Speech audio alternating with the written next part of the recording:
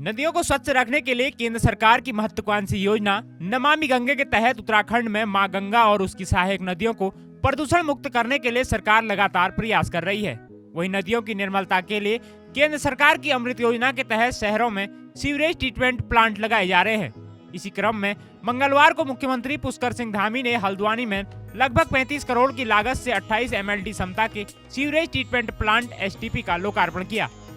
नमामि गंगे और उस नमामि गंगे में जो कल्पना की गई थी कि जहां गंगा और गंगा की जितनी सहायक नदियां हैं उन सभी को स्वच्छ रखा जाए, उन सभी को निर्मल रखा जाए और जो होने वाला सीवर के रूप में अन्य रूपों में जो प्रदूषण है वो प्रदूषण कहीं ना कहीं किसी न किसी रूप में यहाँ गोला नदी के माध्यम से, इधर कोसी नदी के माध्यम से, उधर हमारी नंदौर में, आगे हम जाएंगे तो शारदा में और देहरादून के आसपास की जितनी नदियां हैं वो सब आकर कहीं ना कहीं गंगा जी में मिलती है।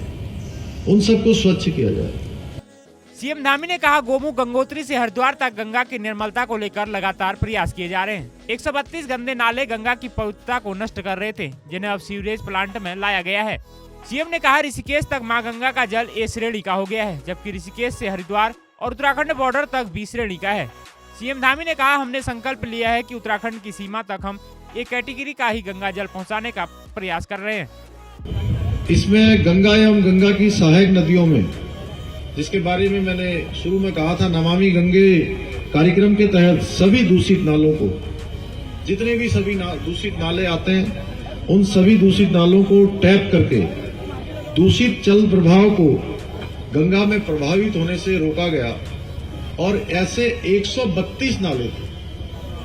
मैं सबकी जानकारी के लिए बताना चाहता हूं कि 132 नाले, उन सभी को सीवरेज प्लांट में लाया गया और उन सभी के शोधन का कार्य वहां पर प्रारंभ हो रहा है। अभी 11 और सीवरेज प्लांट जल्दी ही वह भी निर्माण की प्रक्रिया में है। कुछ पर निर्माण की प्रक्रिया प्रारंभ हो गई है, टेंडर इत्यादि की प्रक्रिया प्रारंभ हो गई है, उस पर भी अभी हम लोग जल्दी ही काम करने वाले हैं। और इनका सीवरेज का ट्रीटमेंट करने का जो परिणाम है वो कितना दूरगामी है। जिस मां गंगा को हम सब कहते हैं कि मां गंगा, हम मानते हैं कि मां गंगा जहां जीवनदायिनी है, मोक्षदायिनी है, लोग आचमन करते हैं और गंगा का जल जिस श्रद्धा के साथ पूरे देश और दुनिया के लोग अपने साथ लेकर जाते हैं, उस गंगा का स्वच्छ और निर्मल होना कितना जरूरी है। जो काम आज प्रधानमंत्री आदरणीय मोदी जी के नेतृत्व में आगे बढ़ रहा है और हमने भी जो उत्तराखंड के अंदर प्रयास किया है, उस प्रयास का परिणाम है कि ऋषिकेश तक अब मां गंगा का जल A श्रेणी का हो गया है। A श्रेणी का यानी कि उसका आचमन भी किया जा सकता है, उसको पीने के लिए भी उसका उपयोग किया जा सकता है। और ऋषिकेश से लेकर हरिद्वार तक और जहां उत्तराखंड की सीमा समाप्त होती है, उत्तराखंड की सीमा समाप्त होने तक वह B श्रेणी का है। लेकिन हमने संकल्प